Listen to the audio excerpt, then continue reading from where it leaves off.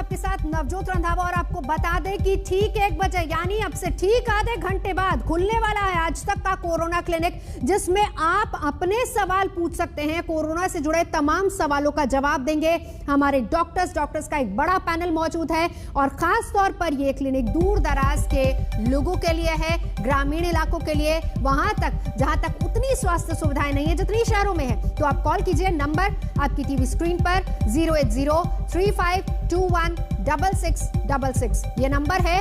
अब से कुछ ही देर बाद, ठीक आधे घंटे बाद, दोपहर 1 से शाम 5 बजे तक खुला रहेगा आज तक का ये कोरोना क्लिनिक।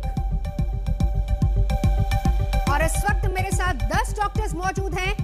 कुछ ऐसे सवाल जो आपके जहन में भी होंगे और उन तमाम सवालों का जवाब जानने की कोशिश कर रहे हैं। डॉक्टर जया, आपसे सवाल, ब्रेक पर जाने से पहले हम ब्लैक फंगस पर डिस्कशन कर रहे थे। मेरा सवाल डॉक्टर साहब ये है, क्योंकि अब इसको एक नए वेरिएंट के तौर पर भी देखा जा रहा है और इससे पहले भी डॉक्टर साहब ने बहुत अच्छे से समझाया कि किस तरीके से आपको बचना है, लेकिन क्या ये कोरोना का साइड इफेक्ट है या आफ्टर इफेक्ट है? बचे कैसे? ये तो ना साइड इफेक्ट है ना आफ्टर इफेक्ट है, क्योंकि ये सिर्फ जो डायबिटिक्स हैं उन्हीं में नॉर्मली देखा गया है। उनके अलावा जिनको जरूरत से ज्यादा स्टीरॉयड दे दिए हैं, क्योंकि मैं देख रहा हूँ पहले दिन से डॉक्टर खुद अपने लिए ले रहे हैं। एक नामी डॉक्टर जो खुद इतना टीवी पर आ रहे थे, सोशल मीडिया पे थे, वो पहले दिन से प्रचार कर रहे थे कि मैंने इतना ले लिया और वो खुद आईसीयू में पहुंच गए, जबकि उनका स्वास्थ्य इतना अच्छा था। और दूसरी तरफ मैंने देखा है कि जब हम इतनी ऑक्सीजन के पीछे भाग रहे हैं, ऐसे भी मरीज हैं जो अस्पताल 6 अस्पतालों में दिल्ली में गए, 5 में अंदर नहीं जा सके, उसके बावजूद भी उनको बिना ऑक्सीजन के 60% उनकी ऑक्सीजन 2 दिन से थी। और छोटी सी एक दवा देने से 2 रुपए की वो गोली आती है, दिन में 2 बार केवल देनी होती है डॉक्टर की प्रिस्क्रिप्शन से। उसी से मरीज 3 दिन में हट्टा कट्टा होके और अगले 3 दिन में भागने दौड़ने लग गया, 34 वर्षीय महिला। तो ये इतना हताश होने वाली बात नहीं है। तो जितना आप जल्दी जा रहे हैं, भाग रहे हैं आईसीयू में, 80% लोग जो आईसीयू या हॉस्पिटल में भर्ती होने जा रहे हैं, उन्हें अस्पताल भागने की जरूरत नहीं है। लोग 50-50 लाख रुपया दे रहे हैं, उसके बाद अस्पताल में जाके जब उनको वेंटिलेटर पे या किसी चीज में डाला जाता है, पहले भी डाला जाता है, तो उनकी जो पानी की ट्यूब होती है जिसके थ्रू वो पानी के थ्रू ऑक्सीजन आती है, उसकी सफाई नहीं होने के कारण आपको ये समस्या आने लगती है। तो स्टीरॉयड हो गया और उसकी सफाई नहीं जी। तो वो सब छोटी छोटी चीजों का ध्यान रखा जाए तो ये डायबिटिक्स में भी नहीं होगा। और जल्दी पकड़ लिया जाए तो जैसे दूसरे डॉक्टर साहब ने कहा, ये इतनी भयानक चीज नहीं है जितनी ये नाम से लोगों को डरा दिया है। लोग तो ऑलरेडी डरे हुए। जाहिर सी बात है। महेश्वरी जी ने भी कहा कि ये अगर सही समय पे इसको पकड़ लोगे तो ये आपकी रेबीज की तरह है।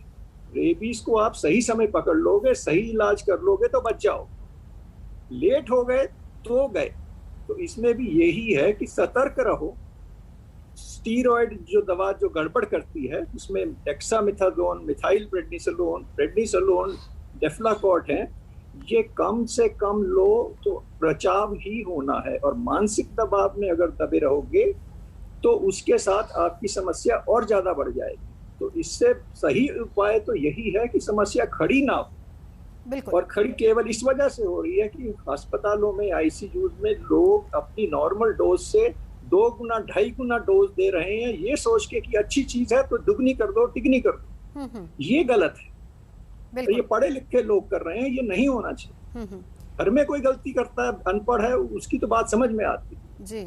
तो ये सारा ध्यान जा रहा है कि हो गई, अरे भाई ये भी तो 1 लाख में 1 आध को हो रही है, तो इसमें इतना क्यों घबरा रहे हैं लोग। तो जैसे पहले महेश्वरी जी ने कहा, दूसरे डॉक्टर ने, जौहरी जी ने भी कहा कि इसमें घबराना नहीं है। तो घबराने के लिए आप पहले तो मर रहे हो कि हो ना जाए।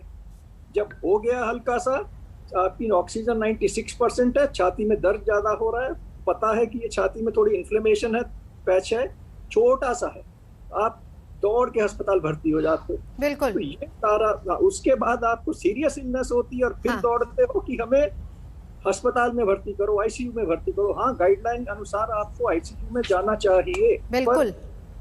जाने के बाद भी अगर आपकी वहां केयर नहीं हुई तो आप अपने घर वालों से भी दूर होते हो और रोते भी हो कि अभी यहाँ तो मेरी साइड चेंज करने वाला कोई नहीं है, 2 घंटा पेन देने वाला नहीं है, मैं आईसीयू में हूँ, 1 लाख का रोज बिल दे रहा हूँ। वही आदमी घर में ऑक्सीजन के साथ पिछले 20 दिनों में कम से कम 20 मरीज ऐसे हैं जिनको आईसीयू में होना चाहिए था, वो जा नहीं सके, पैसा भी था, बेड नहीं था।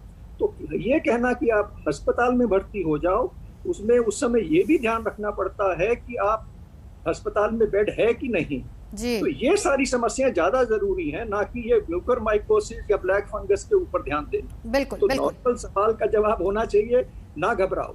इतना लंबा जवाब घूम फिर के इस वजह से दे रहा हूँ कि ये गलत फोकस है जो हम सारा म्यूकरमाइकोसिस पे कर रहे हैं। नहीं सर, आपका जवाब, सर माफी चाहूंगी आपको मैं रोक रही हूँ, लेकिन ये जवाब इसलिए भी